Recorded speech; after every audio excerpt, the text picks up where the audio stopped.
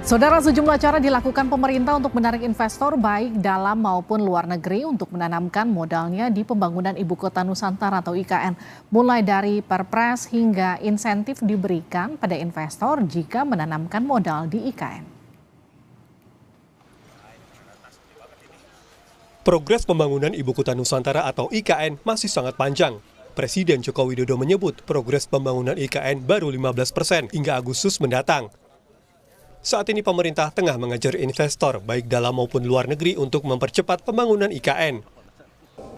Jokowi menegaskan pemerintah memberi kewenangan kepada otorita IKN untuk menarik investor. Jokowi memastikan penggunaan APBN hanya untuk kawasan inti atau pemerintahan, sementara sisanya dari investor. Otoritas IKN itu betul-betul diberikan kewenangan untuk menarik investasi yang sebesar-besarnya, baik investasi dalam negeri maupun investasi luar negeri. Karena yang dibangun dari APBN itu hanya kawasan inti, yaitu kawasan pemerintahan. Yang lainnya itu kita berharap kepada investasi, kepada investor baik dalam maupun luar negeri. Terkait investor, Wakil Menteri Investasi Yuliot Tanjung bilang sudah ada pengusaha atau investor asing yang masuk ke IKN. Yuliot menambahkan sudah ada 400 investor asing yang tengah mengurus perizinan atau proyek di IKN. Yang untuk 400 lebih investor, letter of intent ya Pak? Iya, letter of intent. Jadi itu minat serius dari investor. Jadi itu kan perlu ini percepatan fasilitasi. Jadi itu yang kami koordinasikan, diupayakan untuk bisa eksekusi segera. Ini itu kan ada di dalam sistem. Jadi ya kami juga harus lihat sistem. Tapi renewable energy itu sudah ada investor yang mendaftarkan kegiatan investasinya, juga sudah mempersiapkan pelaksanaan kegiatan investasinya. Oke, itu bukan hanya LOI ya? Bukan. Kalau itu sudah tahap perizinan. Oh, oke. Ya, mereka sudah masuk di tahap perizinan.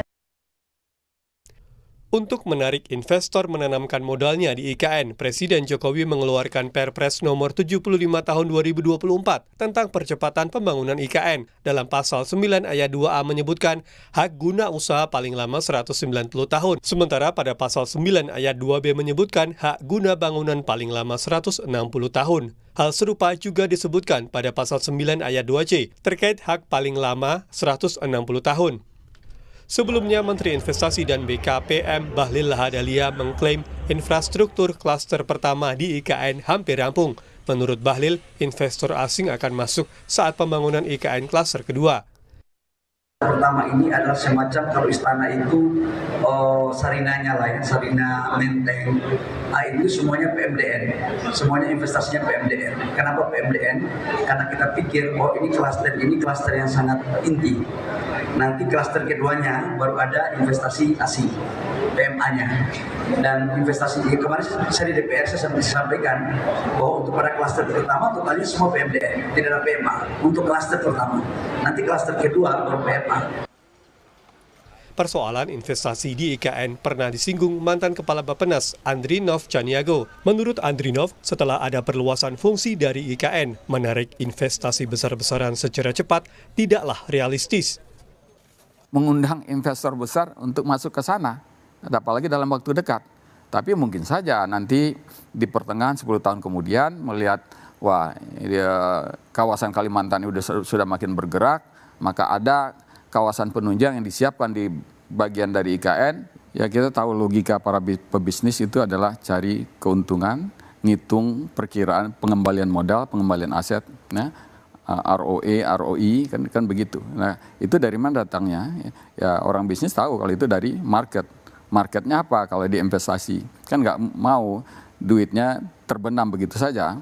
Daripada uangnya terbenam dan nggak berbentuk yang konkret, lebih baik dia taruh di pasar uang atau di pasar modal, masih ada hasilnya kan. Pemerintah masih mengejar investor untuk membiayai proyek di IKN. Selain Perpres percepatan pembangunan IKN, pemerintah juga akan memberikan insentif bagi pelaku usaha yang mau menanamkan modalnya di IKN. Tim Liputan, Kompas TV.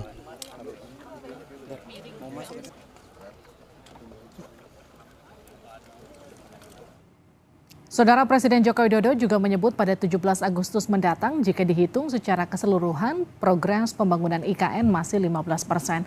Jokowi juga menyebut masih menunggu dan mengejar investasi dari dalam dan luar negeri untuk mempercepat pembangunan IKN. Mudah, paling nanti di 17 Agustus ini kalau dihitung semuanya secara keseluruhan itu 15%. Masih memerlukan investasi, masih memerlukan investor dari dalam maupun luar. Sejumlah cara dilakukan pemerintah untuk menarik investor dalam maupun luar negeri untuk menanamkan modal di pembangunan Ibu Kota Nusantara atau IKN. Lantas apa yang jadi kendala investor sulit menanamkan modalnya di IKN hingga resiko jika investor asing menanamkan modalnya di IKN? Kita akan bahas lebih dalam bersama tenaga ahli utama Kantor Staf Presiden Ali Mokhtar Ngabalin dan ekonom Selyos Nailul Huda. Bang Ali, Mas Huda, selamat malam. Oke. Warahmatullahi wabarakatuh. Saya ke Bang Ali dulu. Bang Ali, Ya. jadi banyak kemudahan untuk investor tapi masih belum banyak yang tertarik. Jadi sebetulnya sudah ada investor asing atau belum yang masuk ke IKN sampai sekarang? Ya, seperti diketahui bahwa ini memang sejak awal orang itu mengkhawatirkan apakah kepemimpinan nasional setelah Bapak Presiden Joko Widodo itu aman nggak ketika orang itu akan berinvestasi. Karena itu semua bahkan ada yang resmi menyampaikan, kita lihat seperti Jepang, kemudian ada Hong Kong pada waktu itu sampai menyurat tingkat kekhawatirannya karena ukurannya ketika stabilitas politik dalam negeri. Itu sebabnya ukurannya di waktu pemilu kemarin. Tapi alhamdulillah setelah pemilu itu selesai berjalan dengan baik, kemudian apa yang diharapkan dari pelaksanaan election itu Presiden Joko Widodo melaksanakan dengan baik, KPU kemudian terpilih Bapak Presiden Jenderal Prabowo, kemudian rame-rame memberikan apresiasi terhadap apa yang mereka selama ini saya ke Mas Huda. Halo, ya. Yes, Bang Ali. Terus. Saya potong sebentar, saya ke Mas Huda. Saya menangkap apa maksud dari pernyataan tadi Bang Ali, bahwa ada kekhawatiran ketidakpastian kelanjutan pembangunan IKN karena transisi pemerintahan. Tapi kemudian sudah terpilih Pak Prabowo, begitu kemudian tinggal menunggu dilantik. Artinya kan Pak Prabowo dengan semangat keberlanjutan dari pemerintahan Pak Jokowi. Tapi kenapa setelah ada kepastian siapa yang terpilih masih belum juga ada investor asing yang masuk, Mas Huda? Apa yang dikhawatirkan? Ya Mbak, tadi disampaikan oleh Bang Ali itu memang ya kepastian politik itu penting juga gitu kan. Tapi memang di sini bukan satu-satunya variabel gitu kan ya, bahwa ada variabel lainnya yang menurut saya itu juga mempengaruhi dari keputusan investor asing itu masuk ke IKN atau tidak gitu kan. Kita tahu bahwa sebenarnya ketika disampaikan Pak Prabowo dengan Gibran berpasangan, itu sebenarnya mereka sudah pasti ini mungkin akan dilanjutkan gitu kan. Tapi hingga sampai saat ini itu belum ada gitu kan. Artinya bukan itu jadi faktor utamanya. Nah, faktor utamanya itu adalah ketika untuk uang, untuk pembangunan ya, uang pemerintah untuk pembangunan IKN itu tersedia atau tidak. Karena saya gini Mbak, jadi ketika awal IKN itu diluncurkan, gitu kan, program itu diluncurkan, itu pemerintah bilang bahwa dari 450 sekian untuk program pembangunan IKN, 20%-nya itu dari APBN gitu. Nah, itu sekitar 90-an triliun. Nah, sampai saat ini itu sudah terpakai 75 triliun. Artinya itu tinggal sedikit lagi jatah dari APBN. Nah, ketika APBN itu jatahnya selesai, nah ini yang ditakutkan oleh investor gitu kan. Apakah nantinya itu tidak ada lagi uang pemerintah yang masuk ke IKN gitu. Nah, ini yang menurut saya akhirnya membuat investor juga berpikir, oh ini apakah bisa dilanjutkan atau tidak dengan uang yang sangat terbatas gitu. Jadi ini masalahnya bukan cuma politik tapi juga kesanggupan APBN. Nah, gimana tuh Bang Ali? Ya, jadi begini. Orang memang semua melihat bahwa IKN ini memandang bahwa 4-5 tahun atau berapa tahun begitu langsung jadi. Padahal planning yang sedang dibangun untuk IKN ini kan tidak lebih kurang ada 4 tahap.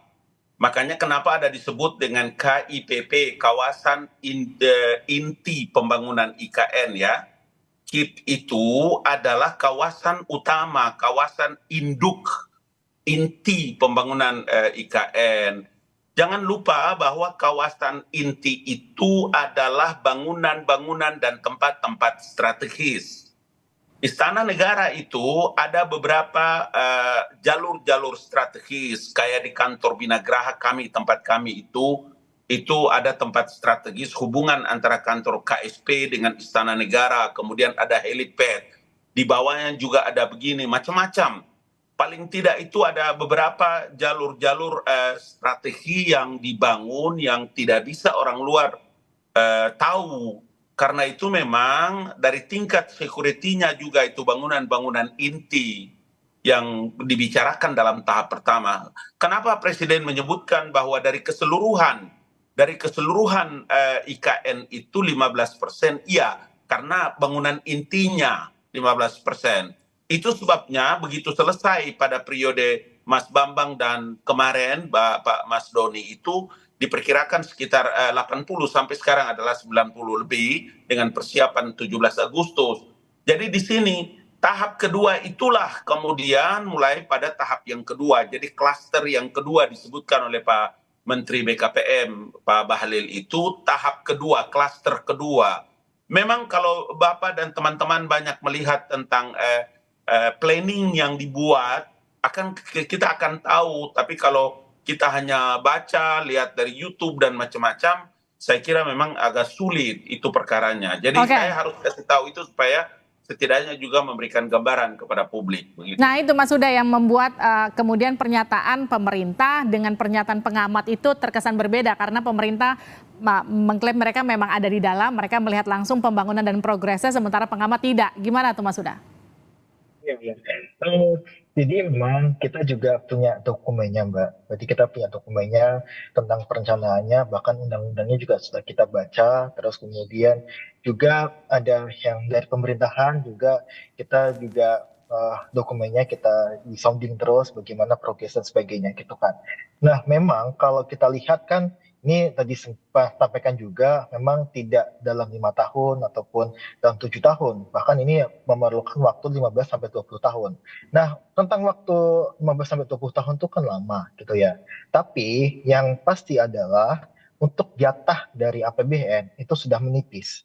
Artinya ini tinggal pemerintah mau nggak nih menjilat ludah sendiri dengan mengatakan lebih dari 20% anggaran dari IKN itu diambil dari APBN. Kita masih ingat, mungkin di jejak digital masih banyak sekali itu terpapar bahwa pemerintah menyatakan hanya 20% dari anggaran IKN yang digunakan melalui APBN. Artinya adalah itu yang dijanjikan oleh pemerintahan Jokowi. Nah, yang terjadi saat ini, di mana investasi asing tidak ada yang masuk. Dan kalau tadi sampaikan, saya juga sudah pernah menyampaikan bahwa ketika Bahlil itu menyebutkan ya misalkan ya kawasan intinya sudah berapa persen dan sebagainya, terus kemudian itu baru masuk, harusnya adalah ketika itu sudah hampir rampung, sudah hampir jadi, investasi itu akan masuk dengan sendirinya gitu kan. Itu juga saya sampaikan juga sama Pak Andri di VT-nya bahwa ya itu tidak serta-merta langsung begitu jadi langsung masuk gitu kan. Tapi ketika dia sudah hampir jadi itu berangsur-angsur masuk untuk investasi, terutama investasi asing. Tapi kita lihat bahwa yang terjadi adalah semuanya mundur, SoftBank mundur dan sebagainya. Saya rasa itu adalah PR yang memang harus dijawab oleh pemerintah. Ya gimana Bang Ali? Mundur-mundur itu sudah hampir berapa ratus juta jam yang lalu. Perubahan dari tahapan-tahapan perubahan itu selalu ada. Proyek ini proyek negara, Bos. Bukan proyek sambil lalu, enggak. Ini proyek sebuah peradaban besar bagi Republik ini. Kalau yang kemarin-kemarin itu iya. Orang bicara tentang pembangunan IKN ini dengan anggaran pendapatan belanja negara semua dengan perubahan-perubahan yang ada. Kalau yang Mas Huda cerita tentang orang mundur dan segala macam itu 100 juta detik tahu berapa puluh juta detik menit yang lalu, iya.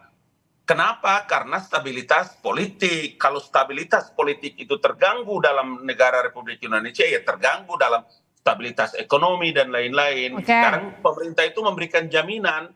Jaminan itulah saya ingin sampaikan pada kesempatan ini bahwa kemarin itu dalam kunjungan Bapak Presiden itu ada yang disebut dengan Dubai International Financial Center, DIFC.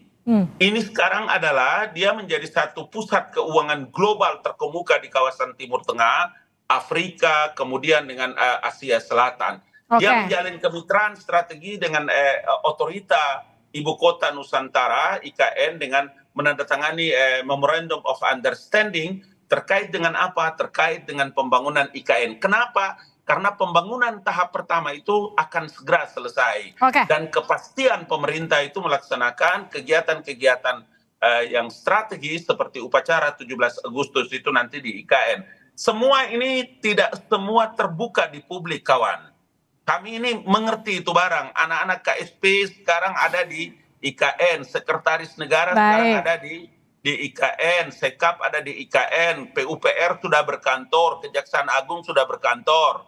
Kenapa kita tidak mengumpulkan energi positif untuk melihat proyek negara ini sebagai sebuah peradaban penting bagi bangsa ini? Please, mari kita bangga dengan kita punya negeri yang hebat ini. Oh ya betul, karena itu kita berdialog malam ini menunggu dan menanti jawaban progresnya sejauh apa Bang Ali. Makanya kita tanyakan. Karena itu Nona, karena itu Abang harus kasih tahu tentang semua informasi-informasi baik dan benar. Karena kalau tidak segera kita melakukan klarifikasi, itu nanti selalu yang berkembang adalah energi negatif dan itu akan membuat tidak bagus bagi kepentingan publik bagi Indonesia ini. Oke, terima kasih Bang Ali, terima kasih Mas Huda sudah bergabung bersama kami di Sapa Indonesia Malam. Sehat-sehat selalu. Iya, terima kasih.